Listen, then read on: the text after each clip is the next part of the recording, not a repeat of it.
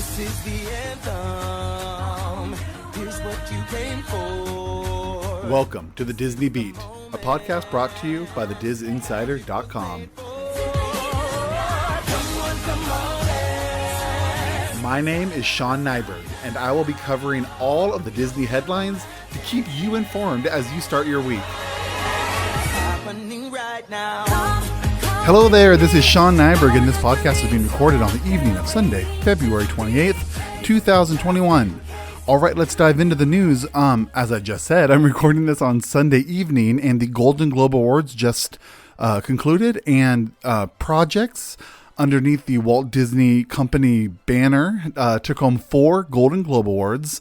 It was 2 awards for Soul for Best Animated Feature Film, and the other one was for Soul as well for Best Score of a Motion Picture. That went to Trent Reznor, Atticus Ross, and John Batiste. Also, the film Nomadland, which is a Searchlight picture film, and Disney owns Searchlight. That film took home 2 awards, Best Director for Chloe Zhao, and also for Best Motion Picture, the big award of the night, Best Motion Picture for Drama, Nomadland. So there you go. 4 awards, 2 films under the Walt Disney Company banner. It was a great night.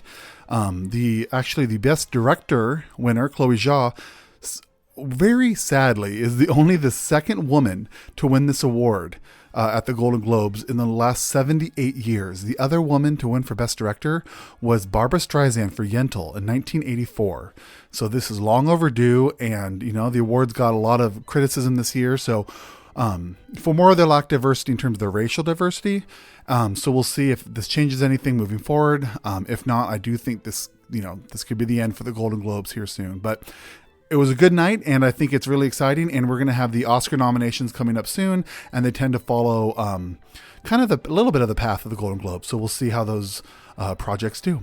But let's start with some parks news. Starting out west at the Disneyland Resort in Anaheim, California, details were announced this week for the special ticketed event at Disney California Adventure.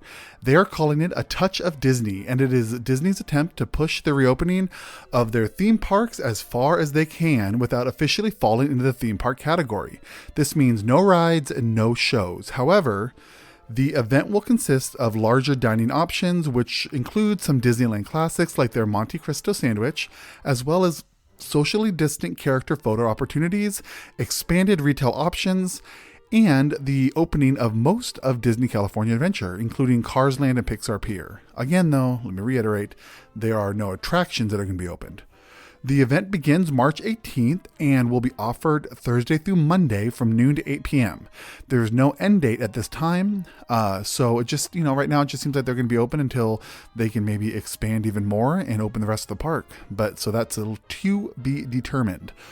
The price for this event is $75, and that includes admission, parking at Mickey and Friends parking structure, unlimited downloads of Disney PhotoPass, and a $25 A Touch of Disney dining card valid toward food and non-alcoholic purchases during the event. Details on how to purchase tickets to this event can be found at thedisinsider.com. In another step in the right direction for the Disneyland Resort, we got news that the Disney Vacation Club Villas in the Grand Californian Hotel and Spa will be available to reserve again starting May 2nd. These villas are available only to the DVC members. Regular hotel rooms at the Grand Californian, along with rooms at the Disneyland Hotel and Paradise Pier Hotel, remain closed, as do the 2 theme parks, Disneyland and DCA. The Downtown Disney District is open for retail and dining, and of course that event I just announced, A Touch of Disney, starts in March.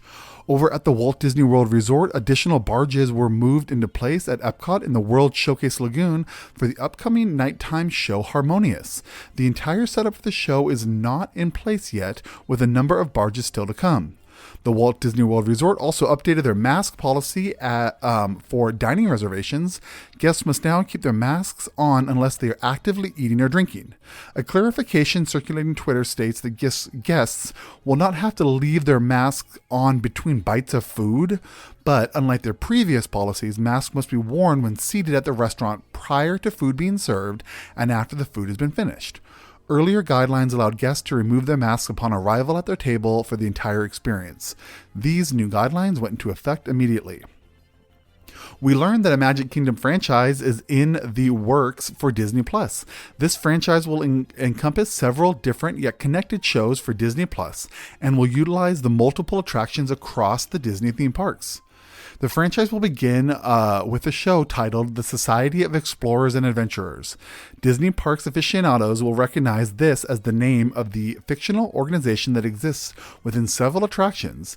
There is no release date for the series. So this is very exciting news for people who love Disney theme parks and who love Disney Plus and all the media stuff they have. So this is just Disney's way to kind of tie in a Disney Plus series with the parks. And, I could go into the whole Society of Explorers and Adventurers, the acronym SEAC, Disney Tokyo Sea.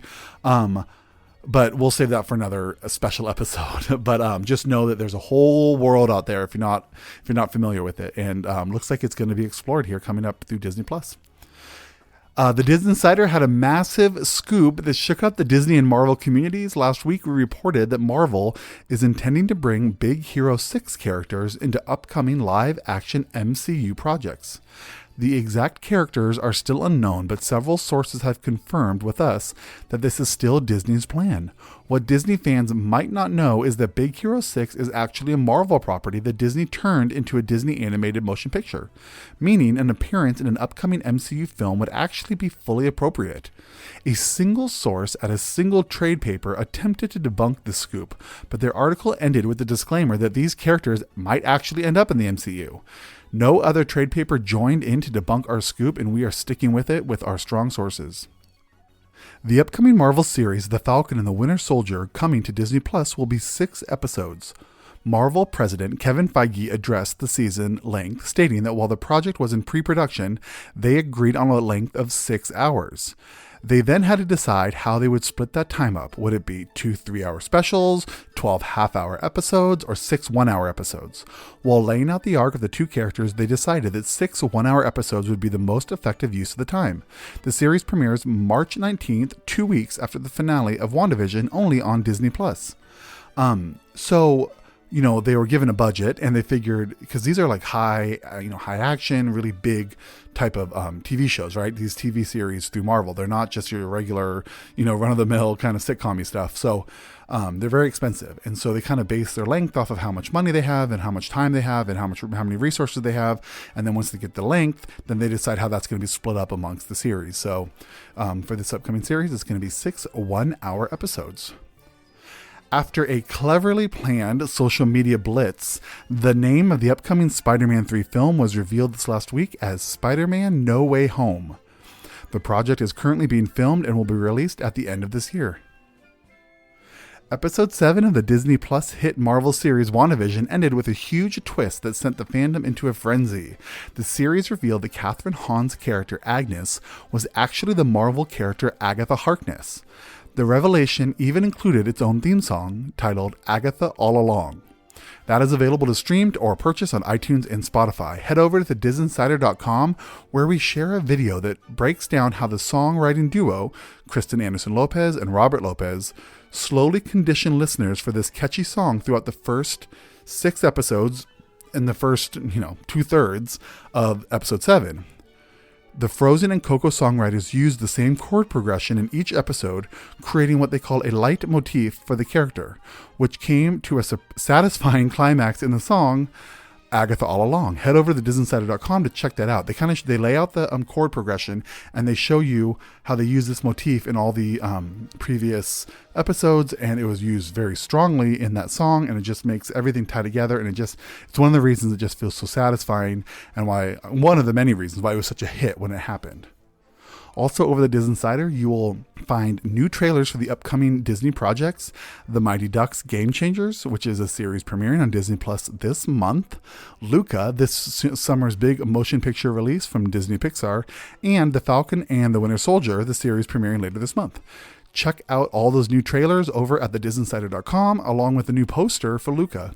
The animation for Disney Pixar's Luca looks absolutely... all 3 of these look great, but just the animation for Luca, just those people over at Disney Pixar are absolutely brilliant, and I'm just really looking forward to this. It's going to look amazing. 2 Hulu series are coming back this year, including the LGBT coming-of-age series Love, Victor, which will debut its 2nd season this June. Also, Hulu's Animaniacs will be renewed for its 3rd season. If you are a fan of either of these shows, or both, you'll be happy to hear that they're sticking around for another season. We learned that the upcoming live-action Lion King sequel will begin filming this summer. These films are technically dense, which means they do not adhere to standard production timelines. So while we are far from a release date, those fans looking forward to this project can rest assured that filming is being scheduled. With COVID-19 and a lot of the, how it kind of really shook up the production schedule of a lot of projects, I think, people who are big fans of things that they thought were coming are always kind of like walking on eggshells, just waiting to hear any news. And it looks like those fans who are looking forward to a live action Lion King sequel can be happy that they are scheduling the filming for this summer, as opposed to getting news that they dropped it.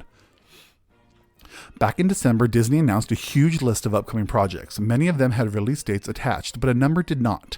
This past week, we were treated to release dates for a number of projects, including April 16th release of the Disney Plus series Big Shot. May 4th, we'll see the release of Star Wars The Bad Batch.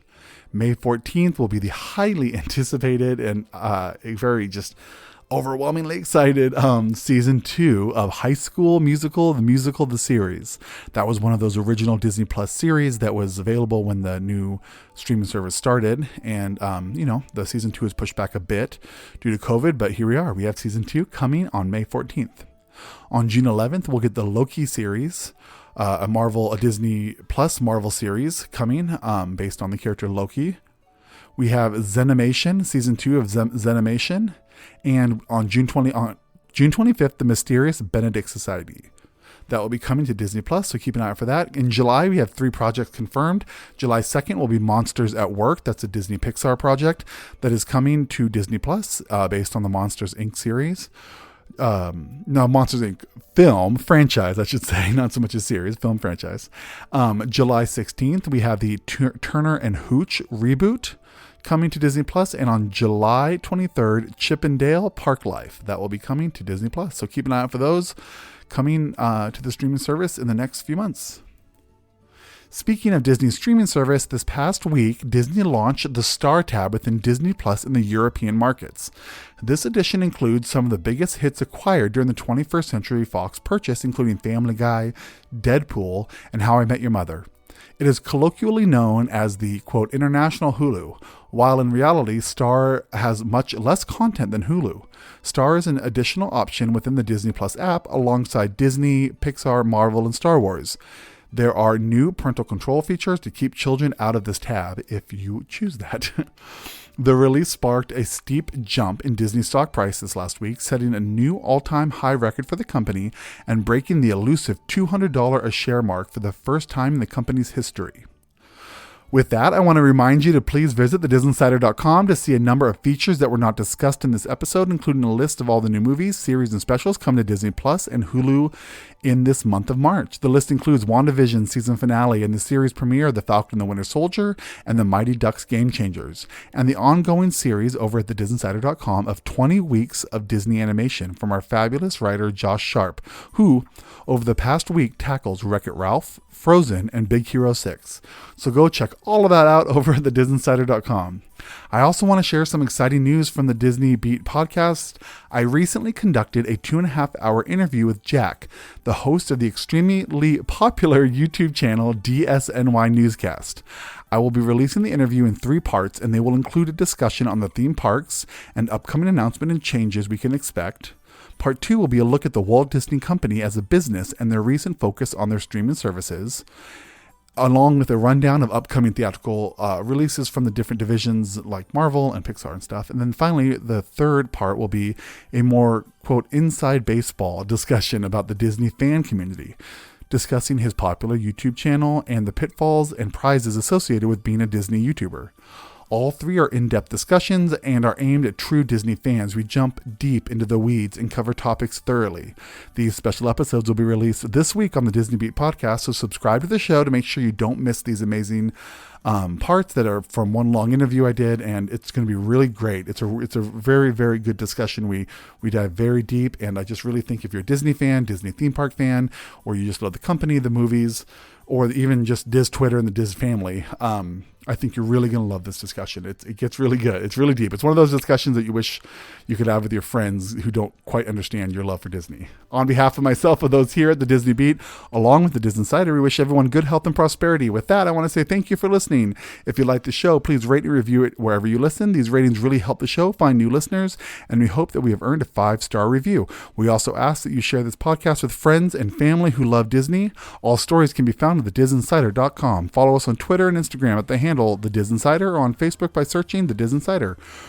You can follow me, Sean Nyberg, your host, on Twitter, Facebook, and Instagram at Sean Nyberg, all one word, SeanNyberg. I also co-host the Disney podcast, Walt's Apartment, that comes out every Thursday, and the Disney Parks theme podcast, Extra Magic Hour, which is released every other Friday, so check those out. Thank you again for listening, and I will see you here again next week for another edition of the Disney Beat podcast, and I will also see you here throughout this week for the special interview that I had to release. My name is Sean Nyberg. Have a fantastic week.